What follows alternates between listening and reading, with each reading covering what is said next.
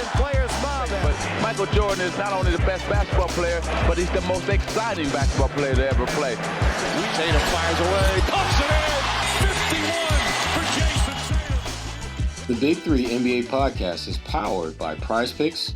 Hello, people, and welcome to another edition of the Big Three NBA podcast. I'm Sherrod Blakely, joined by, as always, Gary Washburn of the Boston Globe, and our guest today is the one and the only ESPN's Vincent Goodwill Jr. What's up, V?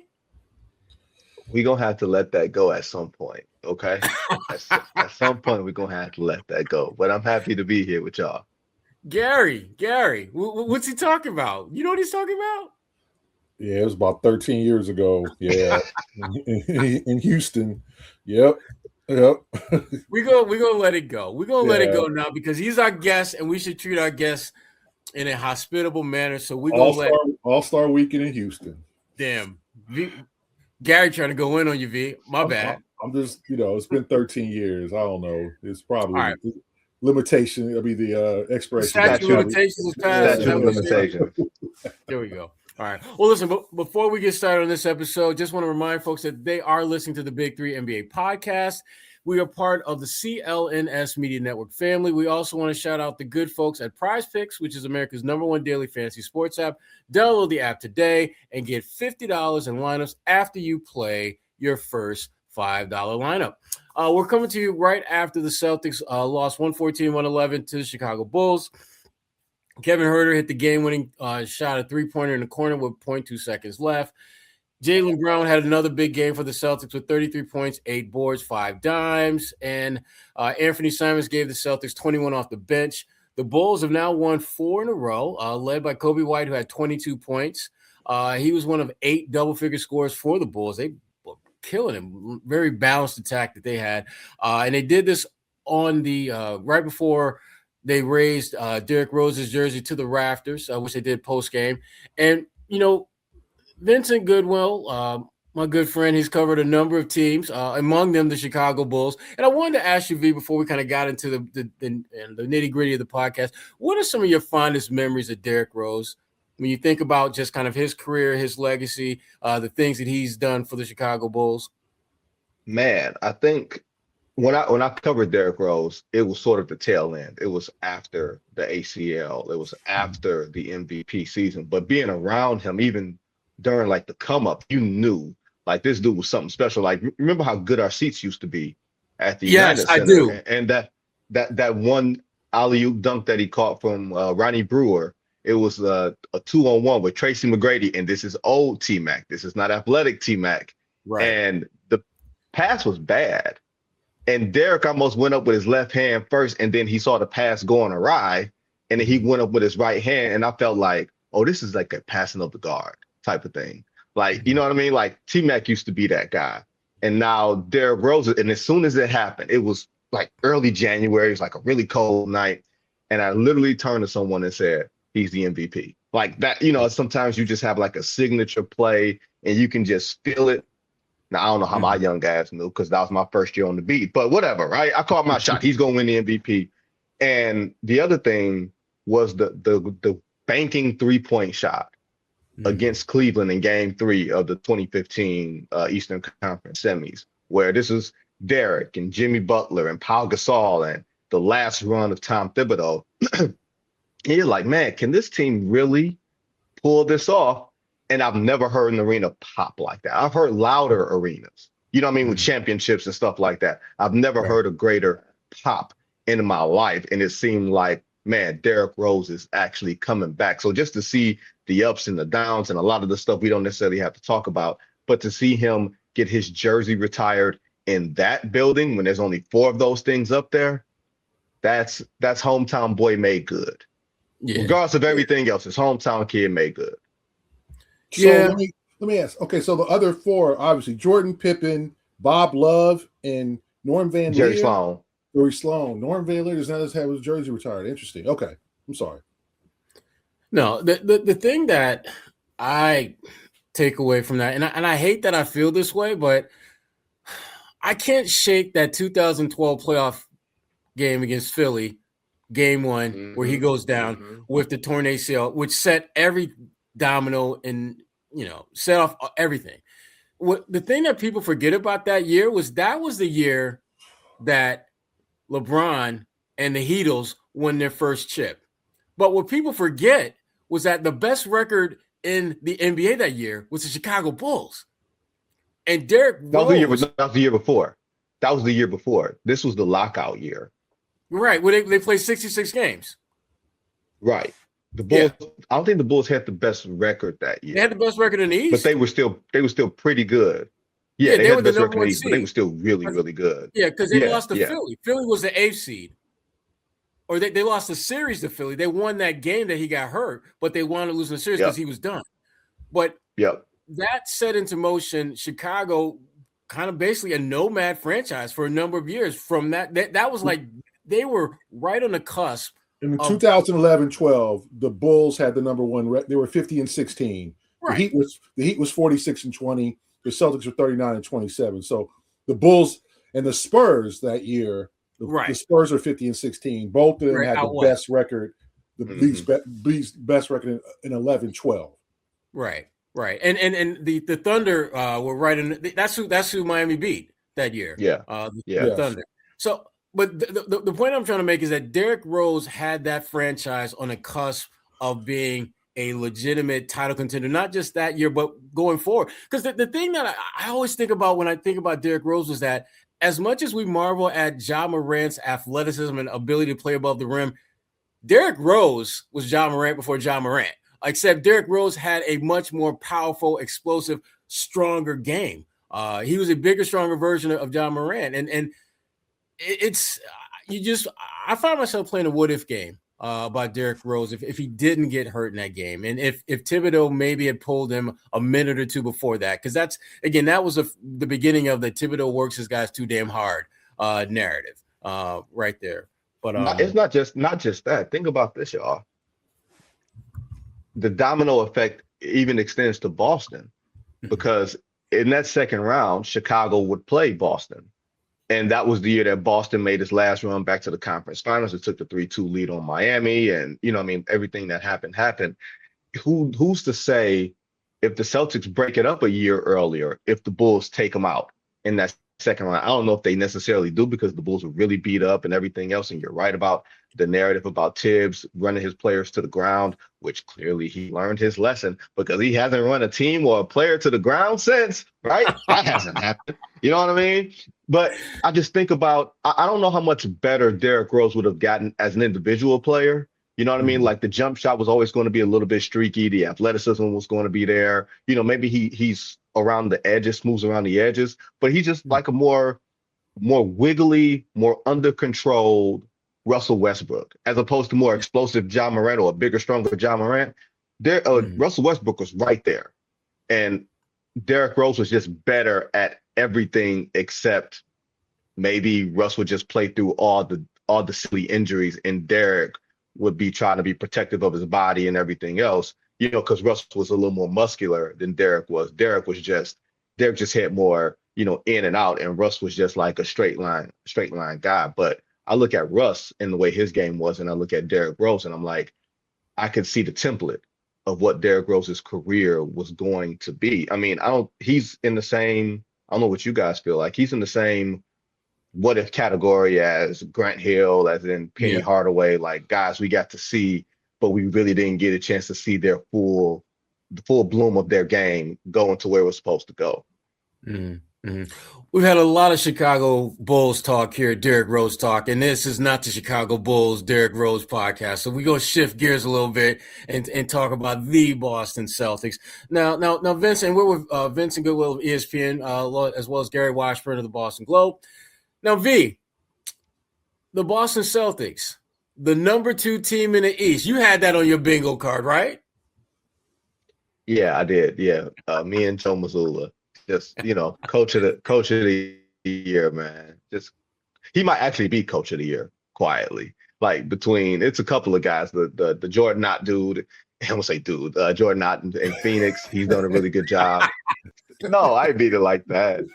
I called him the dude. I was like, wait, why I just call him the dude? Like I didn't say his name. I said his name. No, I didn't want to be disrespectful, but no, he's done a really good job in Phoenix.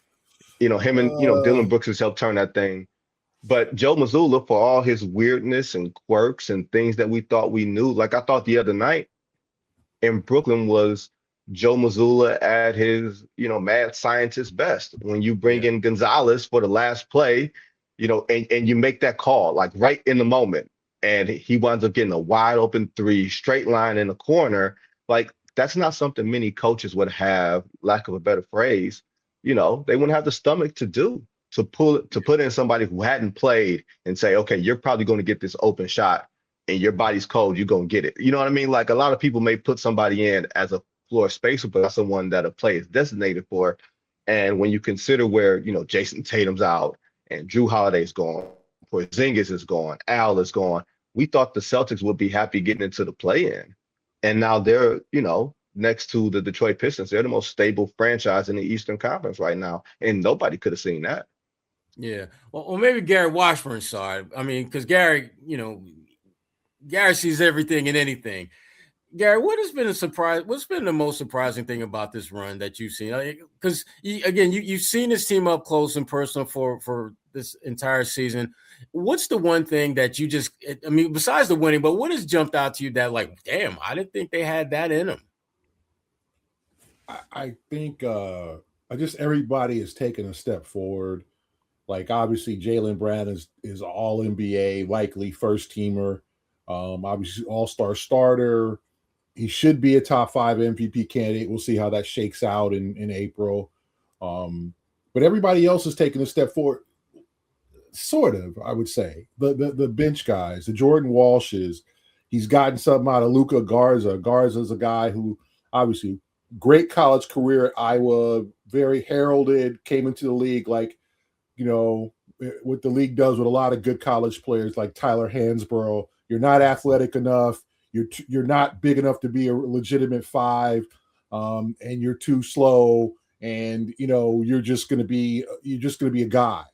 And Garza was that guy, just a guy in Minnesota and Detroit. And now suddenly they found a use for him, and he has been productive in Boston. Josh Minot, even though he's hurt, and he had a great start to the season, a guy that no one knew was probably even in the league unless you were a Memphis Tigers fan. This guy's just kind of, one and done, who rode the end of the bench in Minnesota. And Brad saw something in him to pluck him out of there. And, getting guys like Hugo Gonzalez to play well, and you just putting all their pieces to use, turning Neemias Queta into a top 15 starting center, not one of the great centers of the game. There's times like when, Jalen Duren still takes his lunch money, but he's a doable quality, mid-range center in this league. And I think everybody's taking a step forward. The thing that is kind of surprising is that it's not like Derek White and Peyton Pritchard have had great seasons. They haven't. Right. And that's the thing that's I think everybody kind of figured Jalen's going to need to be next level. Derek's going to need to be a cusp all-star, and Peyton's going to need to be an all-star type for them to even compete. And that hasn't been the case. Derek has really been up and down this year. It's been kind of, he was 5 for 18 last night against Chicago, against the Bulls. Like, he's just not been that second guy. But they've had, I got to credit Mazzulla. Mazzulla is his best coaching job he's done because he hasn't had the talent. He's gotten the best out of guys who have not proven it otherwise that they can do that. And let's be honest, the East is a crapshoot. It's a cesspool of just average ass, mediocre and inconsistent teams. Like if you watch that New York Philly game yesterday, 2 mediocre teams just basically going at it, and the Knicks ended up winning and almost tried to lose the damn game. Toronto, the minute you feel good about the Raptors, they lose 4 in a row. Orlando gets smashed at home by Cleveland, who's suddenly now here comes Cleveland. Cleveland's starting to, my man, And my man Jalen Tyson has turned into like a very good player. Where did he go to college? I forgot. I think I remember. Cal. He got one. Yeah, he's turned in addition to Jaylen Brown. And just like LaMelo got that one MVP vote back in the day. Exactly. I still hold up. I would never. I don't regret it. So to me, there you go, G. That's right. That's right, G. That's right. Don't regret it. So to me, it's a combination. The Celtics just being very much quality, good chemistry, getting the best, and then the East just being really. And I said the Pistons are the only team that have kind of just like met or exceeded expectations. Everybody else in the East, it's a joke. Miami, 1 minute they play good, Miami can't ever stay healthy. Like it's crazy. And the playoffs are just going to be crazy because you're going to have this East. You're going to have a 7-2 probably because one team out of those cesspool of teams is going to have it right in April, whether it be Philadelphia, Orlando, Cleveland. It's going to be kind of an Indiana, to me, a situation where it's going to be Detroit. It could be Boston, right? But it's going to be Detroit and Cleveland. Detroit, it's one of those teams that's going to get it right in April. It's just depending on which one is it. Are you saying Detroit and Boston are going to get upset in the first round? Gee, is that what you're doing? No, I'm saying Detroit is probably going to go to the conference finals. I'm saying there's going to be, and if the Celtics are too, like the Celtics, I don't care who they play in the first round. Philadelphia, it's going to be a challenging series in the first round. Like this is not the old days where you can kind of cakewalk it through. Even Chicago is going to be like Chicago has too much damn talent to be 22 and 21. Right. We all know that. Like they underachieved for years, and they're trying to get it together now. But they're so flaky. I mean, there's a bunch of flaky teams. Orlando, I'm tired of hearing about Orlando. If I hear about potential of Orlando one more effing time, like I'm tired of Orlando. Like do something. All right, Unc. All right. I'm just saying. They got smashed at home. I saw them they got smashed at home by Charlotte. They played Cleveland at home. They got smashed at home and they got Wagner and Banchero both healthy. Like, I'm tired of hearing about the Magic. Like, let's do something else. Like, let's talk about somebody else. So you want to talk about Joel Embiid and Philly? You want to talk about Cleveland? Like, where shall we shift our attention? You want to talk about the Atlanta Hawks? Let's talk about the Pistons. Let's talk about you. No, I'm not saying because I think they got I'm not being smart. They're the only team besides the Celtics that have like literally overachieved. The Pistons have not been healthy. Yeah, we're going to talk a little bit more about the Pistons in a little bit. But I want us to finish up talking about the Celtics here and just really we've seen enough of the NBA to know that there's a build up to the playoffs, and teams that are good are trying to become great, and teams that are great are trying to stabilize themselves. When you look at this Boston Celtics team, you look at their roster and how they're constructed. Is this a team that you see is built to make some noise in the playoffs? And if not, what do they need to do in order to make that happen? Well, I mean, guys, there's an elephant in the room here. You know what I mean? He's 6'10", and his number 0. His lady friend is a starlet in the world. You know what I mean? With an accent. You know what I'm saying? Like there's an elephant in the room that we can discuss here. I think you say lady friend. Well, it's not. Well, I got an aunt. Woman. Her name is LMA, but this ain't the same LMA. Look. I'm not trying to put the man's business out there. I say in the streets. Name. Y'all wow. As someone who values his privacy, you know what I mean. I get Jason Tatum being a little on the, I know you do. Whatever. But be that as it may. You wild. Be that as it may, the fact to me that gives me the thought about the Celtics being this ultimate wild card is you still got Anthony Simons' contract that you can turn and flip into a player if you want to flip him into, say, what's the guy in the Clippers? Big guy for the Clippers. Why am I drawing a blank? Zubac. Ivica Zubac. Yeah. You know what I mean? I'm just saying a name. I'm not sitting somewhere saying that's who they're going to get. But if you go and get someone of that particular ilk, stable, who can play the pick and roll, who can defend, low maintenance, all that. You know what I mean? Cade is a good player, but I don't know if you want to have him being in that spot for 30, 35 minutes a night when it's nut cutting time. You know what I mean? And then if you get Jason Tatum back, if nothing else, he's 6'10", a really good rebounder and a really good shooter. Like, you don't have to ask him to do all these other things, like to wiggle with the ball, play with the ball, everything else. I'm sure he's going to want to do that because, the dynamic of the team is going to be different than which he left. But the dynamic of the team now is that Jaylen Brown is taking a lot of shots and is controlling the offense and everything else. He's going to have to find a way to fit into that, along with fitting into his own body and fitting into what the reality of that is for the first year post-Achilles. So I think those two things are big-time question marks. But if you look at the Eastern Conference and you're saying, who do you believe in terms of playoff experience? And I'm always a big believer on, if you've never done it, if you've never won a playoff round, there's only been one team to my knowledge, y'all, and you can tell me if I'm wrong, Gary, one team to my knowledge that went from not winning a playoff series to going to the NBA Finals without having like a really big seismic personnel move.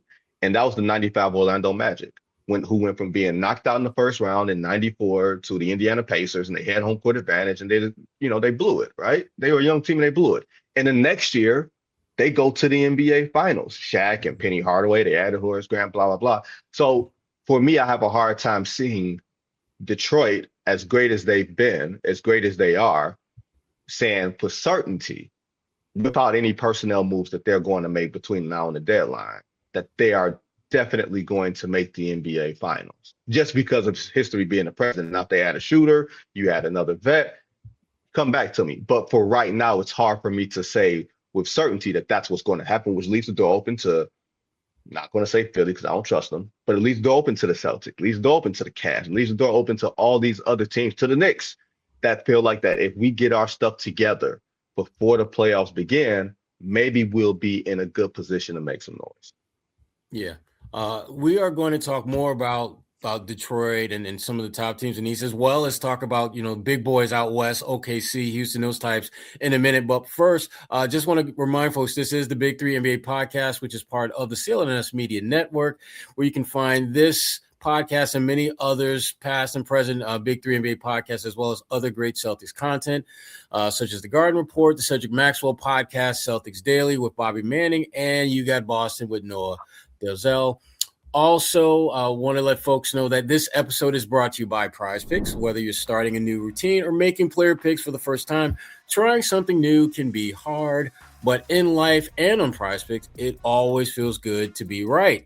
With high-pressure playoff matchups, including in football this weekend, as well as elite basketball action every night, the action never stops, and PrizePicks lets you take control. It's the best place to turn your sports knowledge into cash. With millions of members, PrizePicks has made daily fantasy sports accessible to all. You just pick more or less on at least two players for a shot to win cash. One of the new features with PrizePicks is now that you have early payouts. If your player gets off to a hot start, you now have the option to cash out those winnings before the game even finishes. Also, you can find your community in PrizePicks with the new social feeds feature. You can share PrizePicks with your friends and copy lineups from winners with a single click. Just copy lineups you like or use them as inspiration for your own picks. How do you get in? It's real simple. You just download the app today. Use the code CLNS to get $50 in lineups after you play your first $5 lineup. Again, download the app today. Use the code CLNS to get $50 in lineups after you play your first $5 lineup. PrizePicks is good to be right. And folks who are just tuning in, we are the Big Three NBA podcast, joined today by ESPN's Vincent Goodwill, as well as Boston Globe's Gary Washburn. We're going to take a little trip around the NBA, and we've kind of been skirting around some of the top teams and things like that. And I don't know about you guys, but it just seemed that when the season began, it was just basically Oklahoma City and everyone else is playing for that participation trophy in the NBA Finals, because it was going to be OKC within just by a landslide. Not so much. Wemby and others have been like, wait, hold up. We might have some say in this. Where do you see Oklahoma City and its defense of the NBA title. I mean, are you seeing some kinks in the armor as well, or do you think that this is just much ado about nothing and they're just going to run roughshod and win another title? Start with you, G. I think it's going to be a challenge in terms of the West, and I think teams are just trying to figure themselves out. The two teams that I think are the biggest challengers are San Antonio and Denver.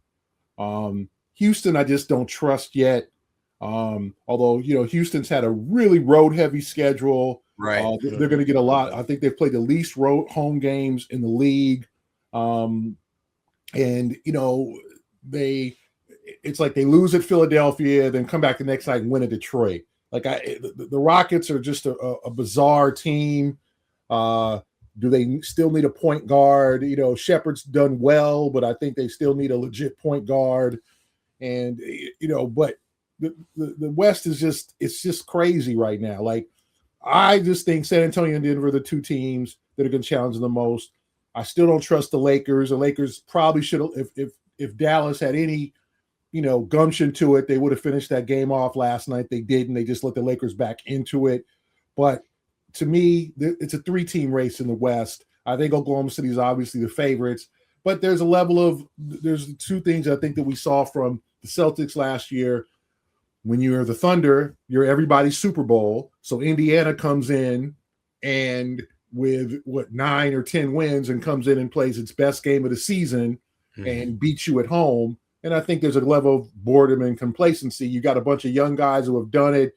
They've been celebrated. They know how good they are. So it's hard to focus every night. So I'm going to give the Thunder some grace. Obviously, people thought, they could try to, go 73-9 and they could be a record breaker. And Shea's just unstoppable.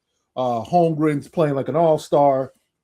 But I also think they're just going through those midseason doldrums. But I think the two teams in the West are San Antonio and Denver. The rest of the teams I don't trust. I'm not sold on Houston.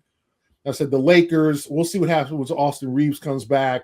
DeAndre Ayton has not worked. I mean, he's DeAndre Ayton. He did exactly what he did in Phoenix and in Portland. I just don't know why some of these teams hit their head against the wall and think it's going to somehow turn out not to be hard. Like Ayton is just not that guy. He's not he's a guy who's big and has got skills, but doesn't always play hard. And then you think, he's going to get to the Lakers and LeBron's going to rub off on him and he's going to be this. And then, he's bitching about getting the ball and he's not, so I don't know what the Lakers do. I think the Lakers might need to make another move. And I applaud LeBron at 41 for doing what he does. Like, I hope he makes the All-Star game. I'm sure Silver will add him to the roster. He's going to be there. I mean, obviously he's not going to start, or he'll start. Maybe somebody will give up do the Vince Carter, Michael Jordan thing. Vinny, that's when you knew that Michael Jordan was retiring. LeBron hasn't announced that he's retiring. So you can't do all these different things. And LeBron ain't retiring. I'm going to tell you that. He ain't retiring. I'm going to tell you why. Because we would know. Bronny hasn't started yet. Yeah, okay. Whatever. But he ain't retiring. So there's that. We can just stop all that right there, Gary Washburn. Don't you worry your pretty little head about what the commissioner going to have to do at All-Star Weekend because LeBron's not retiring, right? It's an option, but it ain't happening. All right? Now, I think in the West, and I didn't mean to cut you, Gary. I just thought that was hilarious. LeBron's going to retire. He ain't going nowhere. No, I don't even know he's going to retire. I think, but you can't leave him out of All-Star Weekend in LA. You can't. Absolutely not. You can't. You cannot leave him out of All-Star. You cannot do that. You can't. You know what, though, Gary? They've made it more difficult to do it this year because of the format. Like in a normal traditional where you take the top players in the East, top players in the West, you could finagle that. But with this whole, us versus them, international versus non-international players, it's a little harder to finesse LeBron into the mix because you don't have as wide a pool. They're going to select the teams like they select the teams, and then they're going to figure out what players belong in what pool. So if you're black and you got a little Trinidad in your family and they don't have enough international players, then guess what? Because now there's no Giannis, right? Giannis is out. So now there's going to be a questionable international player who's going to be an all-star. No, I don't think it's going to be that. I don't think so. You mean like LeBron's fourth cousin on his mama's side, who was, went through like Canada? That all of a sudden LeBron gonna be like Canadian? Is that what you said? No, I'm not saying it's going to be that distant. I'm saying, Donovan Mitchell as a Panamanian, I think a grandmother or whatever. He stated that Carl Towns, is Dominican. You know what I mean? But he looks like a black man, like that type of stuff. You know what I mean? So I think they're going to select the teams like they select the teams. They're going to be the 24 players, and then you're going to decide what player fits in what pool. I don't think it's a matter of, we're going to pick 8 and 8 and 8, and that changes how, what player becomes an all-star. I think the all-stars will be all-stars, and then the league will figure out what player belongs to what team. That's all. It's not going to be that difficult. The cultural gymnastics that the NBA is about to embark upon is going to be hysterical. Because that Vinny, to your point, Vinny, there are going to be players, and I'm saying plural, not singular, who you're going to be looking like, wait a minute. I've never seen him say a damn word about that part of his culture, his heritage. Guess what? And this is my problem with what Gary said. He said you can't not have LeBron at All-Star Weekend. If LeBron don't care about All-Star Weekend, why should you? He never did the dunk contest. He didn't show up last year until the very last day to take pictures when he knew he wasn't going to play the whole time. He's done a lot for the game, but he's clearly said, I don't want to do this anymore. And that's his right to say that. But it's one of those things where I don't want to show up to the party, but I want you to invite me to the party. Is that what we're talking about? Is that what it is? Yes, cool. Yes, Vinny. Yes. He got an ego. He want the invite. Tell the truth, Gary. Tell the truth. He want the invite. Damn well, Vinny. Damn well LeBron gonna be completely insulted if they're like, LeBron, we know how you feel, so we ain't gonna mess with you. Because he going to be like, he want to take the invite, open it up, look, they want me to be here. Send the check the box that says cannot attend and hand it back to him. That's exactly what he wants. No, I cannot attend. And look, I think the league will be much better off when these old guys retire, because this generation, that particular generation, has made the All-Star game what it is. And I don't mean that in a good way, to the point where we got to have 3 different teams. And, the young guys that I talk to, they say, man, why can't we just go back to East and West? Follow the children, follow the kids. Yes, That's what they say. But to Gary's point, Gary said he doesn't believe in the Houston Rockets. And I just saw Ime Udoka and the magic that he's working with that team, right? Look, one thing about Gary Washburn, he got to see Ime Udoka up close and personal. I got to see Ime Udoka and the Houston Rockets a couple nights ago in Detroit suffocate that team. Like, all the length on that roster, Kevin Durant, Jabari Smith, and even Alperen Şengün, who doesn't come off like the toughest dude, but he can play, and Amen Thompson. Like, they got guys. They don't have a point guard. But one thing that you can do if you have a go-to guy like KD, as old as he is, that can create a bucket in the last 4 or 5 minutes of a game, if you can play defense at a high level and figure out how to close games. They have not figured out how to close games this year. That's why their point differential is second best in the West, and their record is like 6th. I tend to think those things balance out throughout the course of the year, and I wonder if they're going to go get just a serviceable point guard. If you go get a serviceable point guard, then that makes this whole thing a lot more interesting. And Gary, you said it. Oklahoma City, San Antonio, Denver, Houston, Minnesota has gone to the conference finals 2 straight years. And just whenever you're ready to sort of crown them, they go on a 4-game losing streak. Like, they're a team that you can't forget about. And I named 5 teams. I didn't name the Lakers. I didn't name Golden State. But out of those 5 teams, somebody's not even going to make it to the second round. Like, that's how much of a bloodbath the Western Conference is going to be. So when Jokic gets back, that's going to be very, very interesting for Denver, because they look to have found like a whole new identity right now without him. And that's going to be something that he has to meld himself into. Those players have to figure out. I think Denver's a really, really big threat. I still think Oklahoma City in a 7-game series is as tough of an out as there is in the league. And I want to see them get beat. Like, I have to see them get beat for me to say that they're going to be beat, that type of thing. So it's going to be fascinating to see the Western Conference this year. Yeah, it's definitely going to have a Hunger Games feel about it this year. And another team that I would throw out there, and I don't throw them out there as a team that I think can win it, but I do think they can be a major disruptor to one of those top 4 or 5 teams, and that's the LA Clippers. I could easily see them causing problems. They're not going to win a championship. Go ahead, Gary. They are not going to win a championship. The Inglewood Clippers. Come on, G. Right around this corner. Come on, G. Tell us about your Clippers. Look, Ty Lue, Love. And if they're healthy and if they're locked in, that's a team that if they're healthy, that's the question. If they're healthy. It's a big if. I admit that, G. I admit that. It's a big if. But if they're flaky as hell. They started 6-21. Now y'all want to play well. They made it was addition by subtraction. Yeah. Oh, it's all Chris Paul's fault. I ain't saying it's his fault, but I'm saying that there's some correlation between once they sent him on his way and they started winning. The data, as much as Chris Paul is a definitive, without question, Hall of Famer. But let's be real. You look at how they were playing when he was on the roster. You look at what's happening when he left. So he has that much influence, even though he was not playing, that he can influence a team to start 6-21.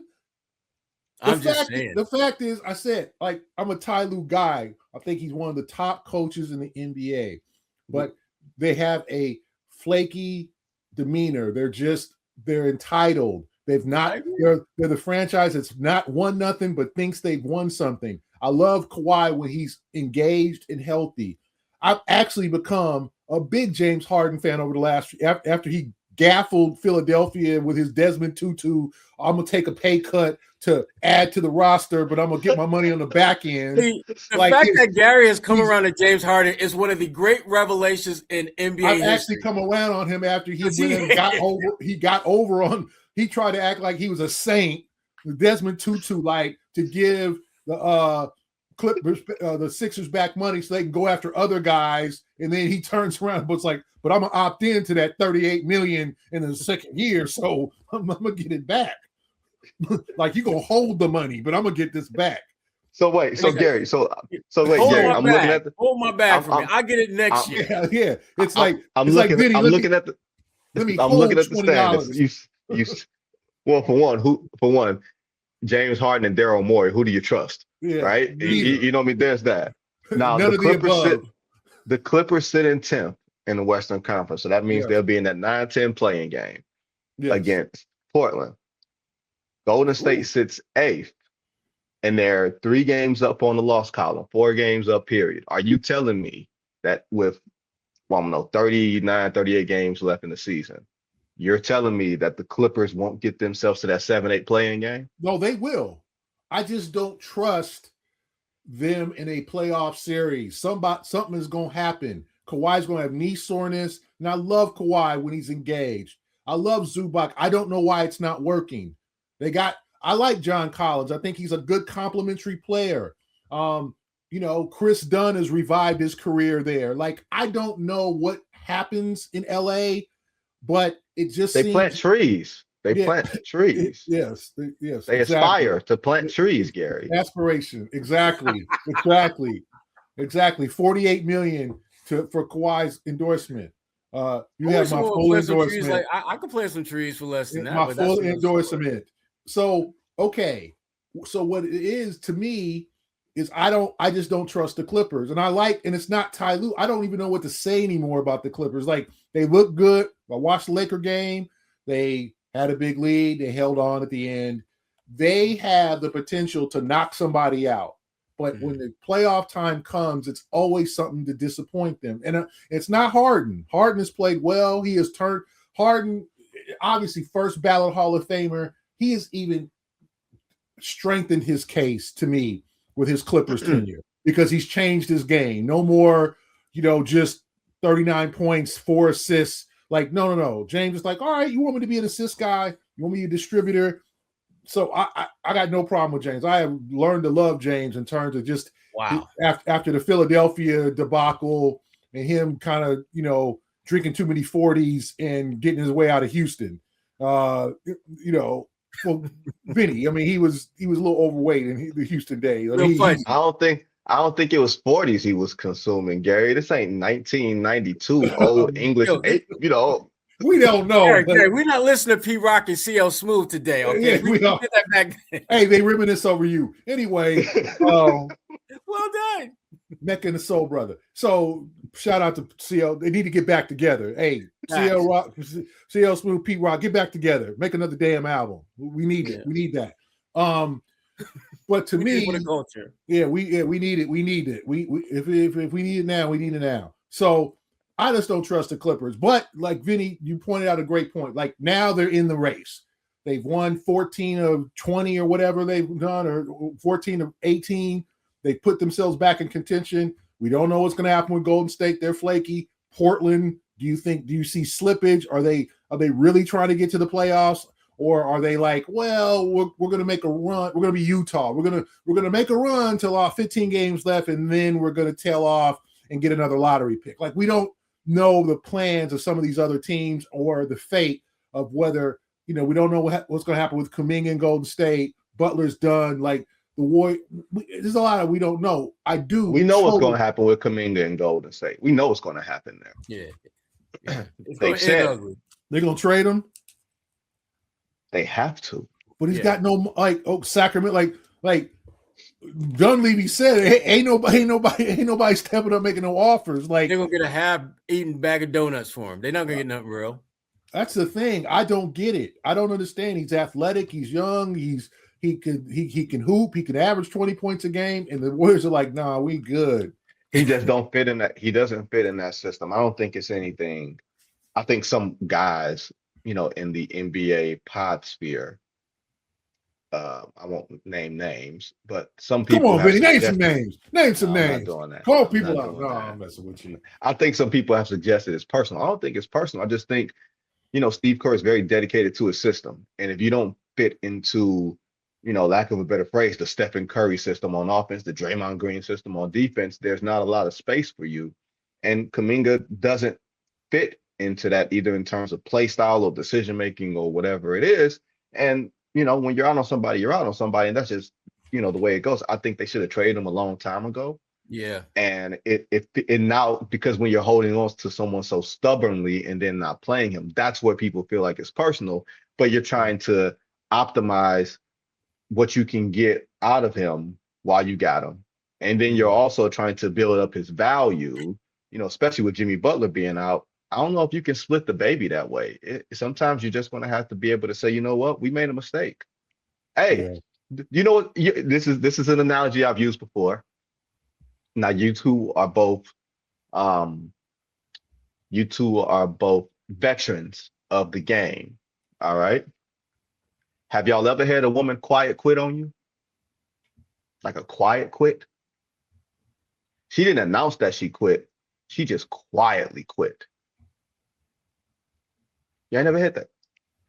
No. Look at Gary. Gary, like, dang. You ever quiet quit on somebody? Like, yeah, I think everybody's kind of just ghosted. Yes, just not even like ghosted. Ghosted. That's slid like slid out and didn't announce. Yeah, but like the quiet quit is basically, it's like no effort. It's, hey, how you doing? How's your day? Yeah. Like, you're just going through the motions, but there's no effort into it. There's no intention into it. It's a quiet quit, right? Yeah, that's essentially what's happened to some degree with Jonathan Kuminga and Golden State. They quiet quit on each other.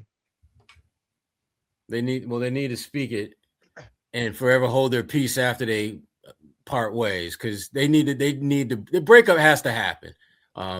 Just rip the damn Band-Aid off. Stop acting as if you can fix this wound. You can't. Y'all was leaving me on the island like I ain't never, like I'm the only person that been quiet quit on before. Good grief. I don't know what you're talking about, Vinny. I don't know what you're talking about, nephew. I tend to think, and I also think we're basically the league is very dry of news. Like, it's where Giannis going. Like, there's just not been a lot of moves, and so this Kuminga thing has turned into this huge story when in a normal NBA season it probably wouldn't be.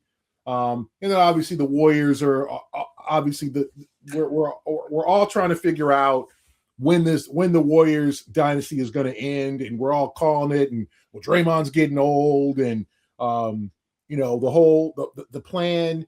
And they tried, like, the plan to get the draft Wiseman, Kuminga and Moody to be the next big three and to kind of take the reins from Curry, Thompson, and Draymond, it failed miserably. Moody's a complimentary bench player. Weissman's out of the league, and Kuminga, we know what happened there. So I think that just we're starving for stories because we're like not at the trade deadline yet, and so this Kuminga thing has just grown exponentially.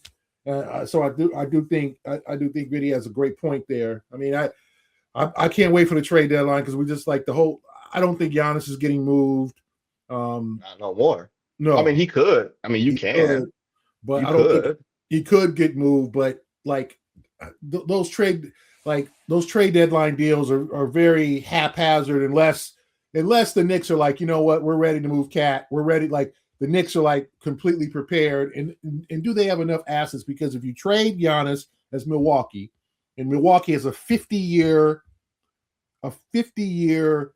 history with Kareem, right? They got, I want to say, Elmore Smith, Brian Winters.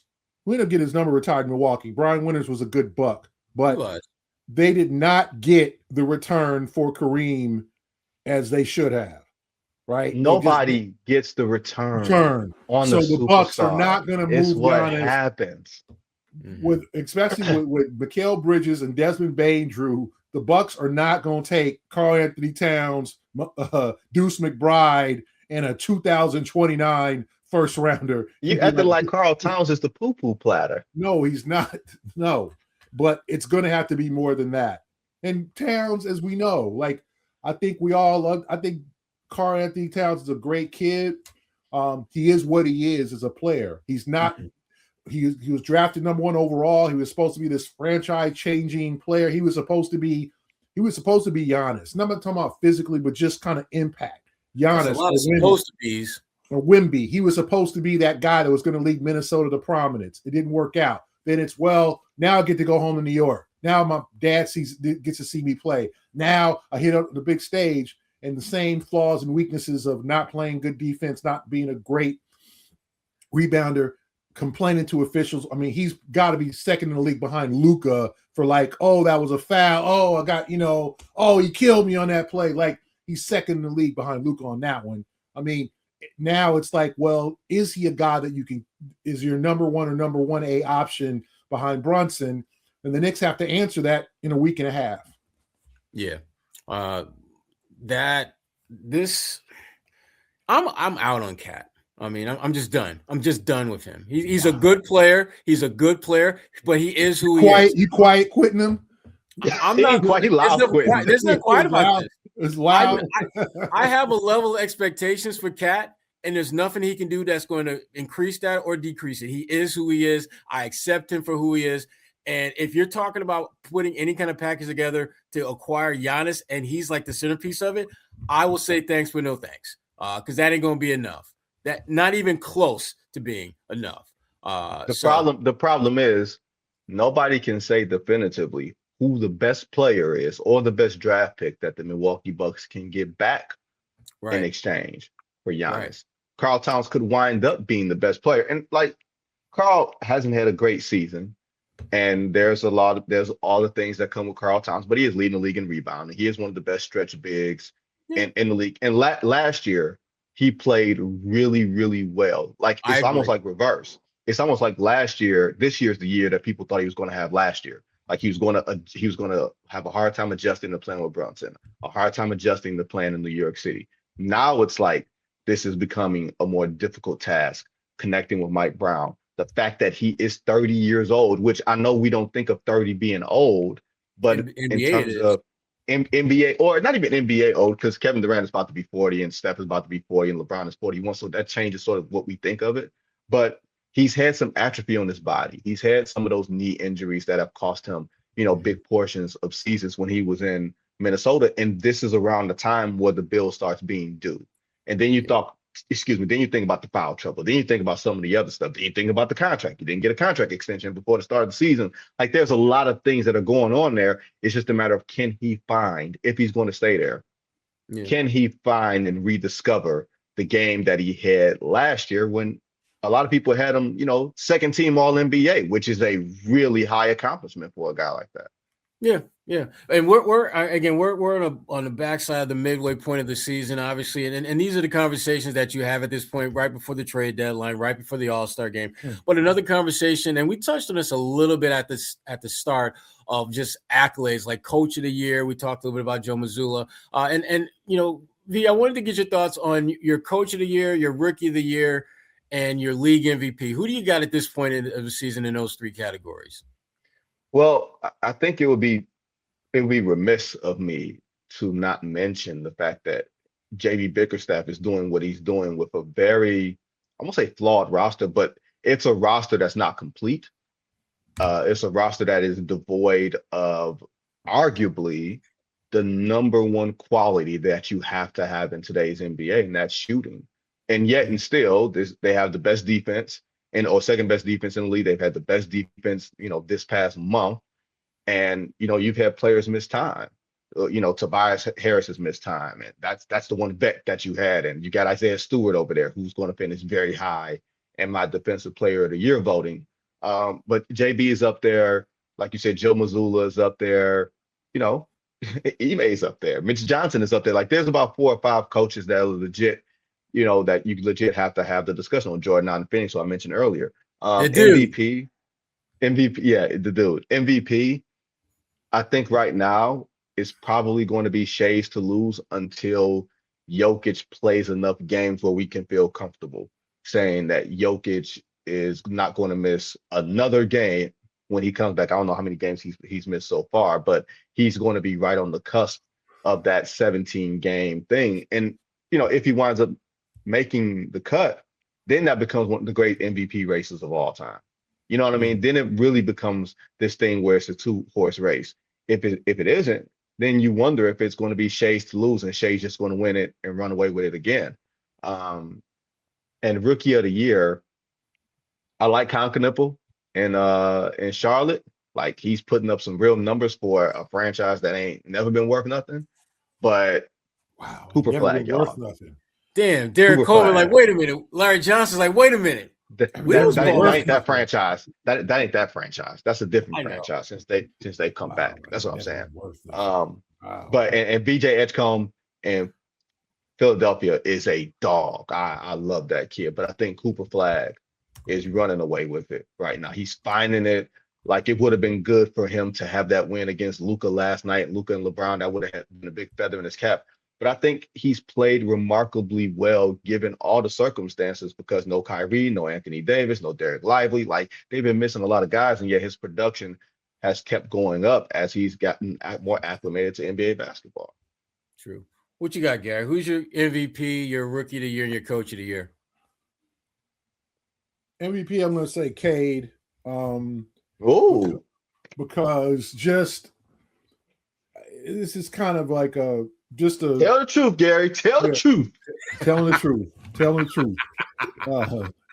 I know that Detroit has been terrible, and just for the resurrection of this franchise from losing 28 games in a row, and that was last year, right? Am I right? 2 years ago. 2 years ago. They lost 28. Oh, that's right. Not 2 years. Not last year. Last year they actually went to the playoffs. 2 years ago under Monty Williams, and just to see the resurrection of this franchise and him be the leader, him stay moderately healthy, him lead this franchise. Like, is it kind of like, not biased, but is Shay's having a great year, and he should be up there. And as Vinny said, Jokic, if he logs enough games, and same with Wemby, if he logs enough games. But I just think, for what he's done for this franchise and been the face of a franchise at age 20 to 21 years old, like, that is not easy. We have seen plenty of lottery picks be tabbed as the guy, right? And it's worked out in Boston with Tatum and Brown, right? Where you're 19 but Tatum and Brown never played for a terrible team. Never, right? They got in, and they had Gordon Hayward there. They had Al Horford there. Like, Cade comes in and is looking around and like, okay, who do I have here? Like, he's looking, and now the franchise has been built around him on his shoulders, And he has been that guy to meet not only meet expectations, but exceed expectations with a team with a guy like a Jalen Duren, with a guy Tobias Harris kind of resurrecting his career after some really subpar years in Philly. Like all that, I think is Cade has kind of been the central figure, and he has taken that. Not a lot of guys would do that. He doesn't talk. He doesn't make any headlines off the court.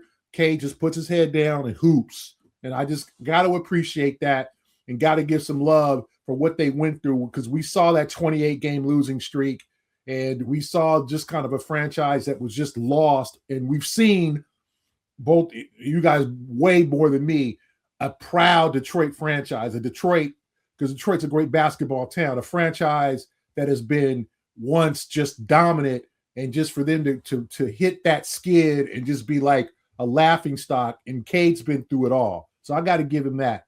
Coach of the year, I'm going to say Mazzulla or Jordan Ott.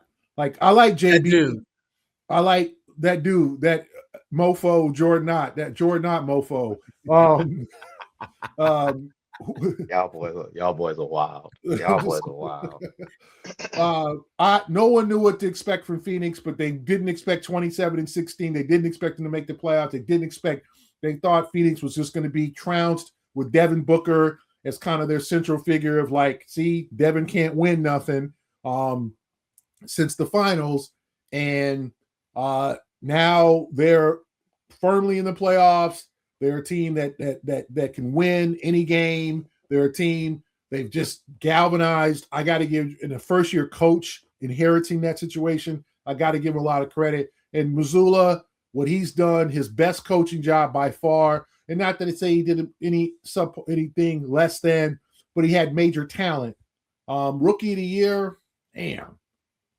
I'm going to say Knipple, because Charlotte's like Vinny said, Charlotte's a bad place, man. It'll chew you up and spit you out. You know, Charlotte's a place that and I don't understand why. I don't know what, like, it's not supported. It's not, they don't have a great. It's too many options. Yeah. It's too many options in Charlotte, and not a big, like, people are married to what Charlotte used to be before NASCAR got there, before the Panthers got there. That's when they were leading the league in attendance and everything else. And it's the Bible Belt and what people associate their franchise with and all that stuff. It's a college basketball market. Mm-hmm. You know, in terms of obviously Carolina, Duke, Wake Forest, NC State, and all those guys. And for him to just kind of be one of the adults in the room, because Charlotte needed adults. You have our friend LaMelo Ball, not an adult. Miles Bridges, for other reasons, really not an adult. Brandon Miller, who has been fine but injured and still has that kind of the cloud of the stuff that happened over him from Alabama. Yeah. Like, Charlotte needed an adult in the room. They needed, like, they could have probably taken more athletic players or more talented players, but they took a dude who's mature and who's like, you know what? I'm just going to hoop. I'm a hoop. Mm-hmm. I'm gonna do everything I can to help this team win. And I just think for that, and I said Cooper Flagg's right up there, but I've got to get Knipple because he's leading rookies in scoring. He has been the adult in the room. Charlotte is actually decent now. They have a shot at the play-in, like, not a great shot. They're 3.5 games behind the Hawks for the play-in. I mean, they're 18-28. They got 10 road wins. Like, my goodness, like I think that's like 5th or 6th in the East. I mean, they play well on the road. Like, to me, I got to give Knipple just a slight nod over Cooper Flagg. Yeah, I mean, once again, Gary is making some picks that people would associate with me.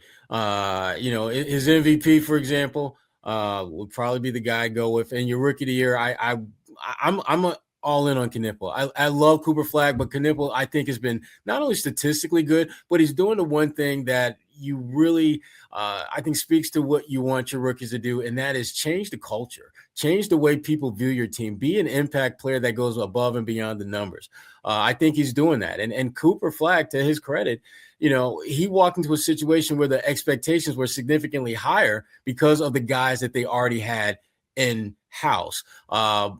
And Cooper, I think, has had a really good season, but I think to some extent, you almost have to look at his numbers and put him in the perspective of that the team that he has just functions better as an NBA franchise than Charlotte, which is as you guys are talking about them, I keep thinking back to Gary's line earlier about the NBA cesspool and how Charlotte is one of the first teams that comes to mind when I think about an NBA cesspool. And Knipple, to his credit, I think is changing that narrative a little bit. And as far as coach of the year, I'm going to go with that Ott dude because I think he's done a really good job in terms of taking a team that really was just kind of, I think most people thought was as close to being scorched to the earth as possible.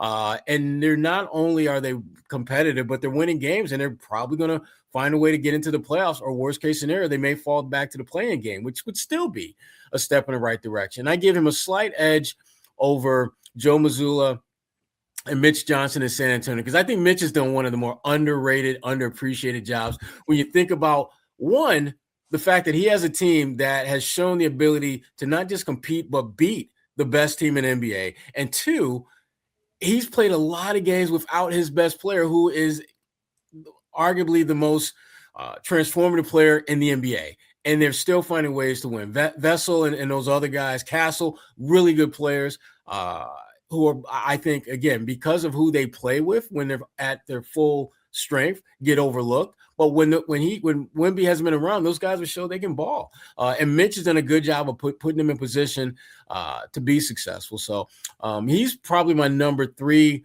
behind Mazzulla and that Ott dude in Phoenix. So that being said, folks, y'all never let me. I will never let that down, huh? That'll never. No, Ott dude is added to the list of Vinny-isms. Put it that way. Before we get out of here, though, for those of you listening to this show, we ask that you continue to show us love the best way possible, and that is to subscribe to the podcast, like, and leave a review. And for those watching the show on CLNS, go ahead and hit that like button and subscribe to the CLNS Media and Celtics All Access YouTube channel, where you can find our show and a lot of other great Celtics content. And one more thing, please make sure to turn on your notifications so you know the instant a new video drops.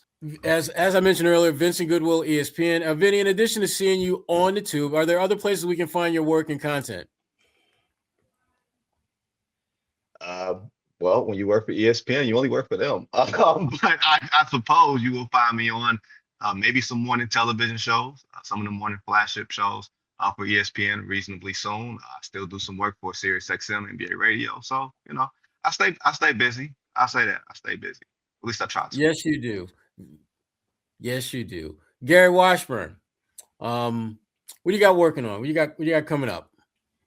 Well, in today's Globe, I had a long conversation with former Player Association Executive Director Billy Hunter. Oh, yeah, that's and it should be probably a part 2 next week because it was a long conversation. He kind of talks about, he's 83 years old, obviously got everything still together, and told a lot of good stories from those union days, and how everybody kind of said he was a shyster, and everybody that turned against him, and then suddenly now everybody's making $80 million a year, and he's like, oh, so I was the bad guy. It wasn't I had nothing to do with that, right? Like, and he deserves, his legacy, I think, deserves to be reviewed for the good he did in the league, because obviously, and Vinny was beginning to cover the league in those days, and we both were covering the league in the 2010-11, and there was a lot of mistrust, a lot of things going on from the aftermath of the dress code to kind of teams, the small market teams crying broke and saying we're going broke and we can't pay our players, to the high market team saying, accusing the other, saying, that's your fault because you don't manage your teams well. There was a lot of things going on 15 years ago in the union, and it's not as it's friendly, and this is Stern, not Silver, gangster Stern, and we all know Stern, and there probably could have been a book written on the relationship between Stern and Billy Hunter, two very strong-minded guys. Lawyers who and Hunter told me that they were actually friends, but he said, we can't be friends publicly. We got to act like we go in each other's throats because we're representing opposite sides. But we said we had a lot of, conversations down the halls of the hotel in our negotiations in those years. And remember the 2011 lockout. So a lot of good stuff from Mr. Hunter about those days and kind of his, whether he feels appreciated by today's current players, because let's be honest, everybody thought it was a bad deal. And you remember the players had 57% of the BRI before that deal, and they ended up going to 49. And everybody thought Billy got gaffled. Billy got cheated. And Billy, you sold the players down the river, and some of the veteran players who didn't want to lose the 2011-12 season sold the young guys down the river. And that's not what happened. Remember the spiking in 2016 where our friend Evan Turner, Joakim Noah, Luol Deng, Timothy Mozgov all got them. Kent Bazemore all got paid, like stuttering, paid because Michelle Roberts did not want to smooth the cap, and she wanted one class, the 2016 class, and if you look at that class and how long they played after that, it was not. Evan Turner was out the game soon after. Joakim Noah, all them dudes played about another 1 or 2 years. They got their $75 million. Was like, yeah, this is good enough for me. We're done. We're done. And then now with the current, and Billy gave me he said he knew that the TV deal was about to explode. So he said, Stern wanted a 10-year deal. He said, to do that, I'm going to need an opt-out, but I'm going to need also 50% of the BI, because he said the league suggested 39%. They wanted to take the players' hearts out. Damn. Right? Remember that. There was no way that was going to happen. Because the BRI was at 57 back then. Right. It was 50.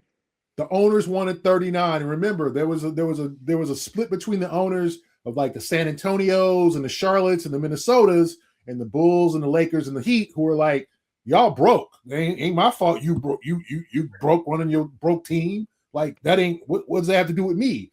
So there was a lot going on during this time.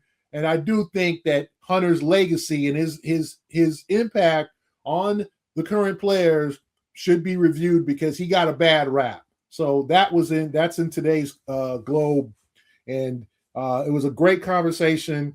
And I appreciate the gentleman for giving me his time. You might want to think about doing a part 2 of that joint. Yeah, it will be a part 2. It was a long conversation. I said he told some stories that he said off the record. I can't, some very entertaining stories, and and I think what happens in the differences 15 years ago is the racial element is not talked about enough. Remember, there was, now that the NBA has completely embraced hip hop, and we got rap stars playing in the celebrity game. The NBA and everybody loves the NBA. In 2010, the owners were very, very fearful, like the dress code, very fearful of a certain element of players taking over the league, because it was the post-Jordan era. The league was still, obviously LeBron was the face of the league, but it was still a lot of things going on with the owners against the players, and a lot of these players. And you remember, and y'all saw the negotiations. Some of these dudes, what they was wearing to the meetings. I mean, they was little casuals, right? They was going to a Roots concert or something. Yeah, exactly. It was like they was going to see. It was like they was going to see Nas and and Fabulous. In Brooklyn or something. It was a little different. And the owners were fearful of kind of that element taking over and taking control of the league and being highly paid. And so there was a lot of things going on there that were kind of below the surface. So I think, if you're an NBA fan, look back at those days and look back at some of the things that were being said and done, because the league now in 2026 and the package, and we're nearing maybe 3 to 4 years from a first $100 million a year player, and dudes making $300 to $400 million in total, and Jalen making $300 million. And all this was not projected. I'll just say that. There was a fear that the league was going to go, I don't know about broke, but it was going to go down because of the direction. And it never happened.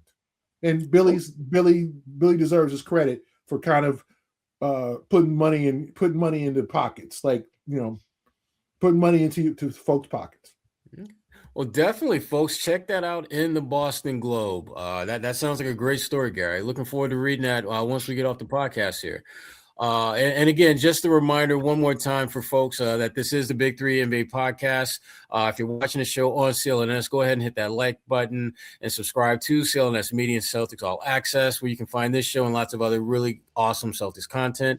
For Gary Washburn and our good friend Vincent Goodwill Jr. of ESPN.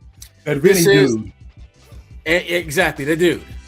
This is the Big Three NBA podcast, and we are out.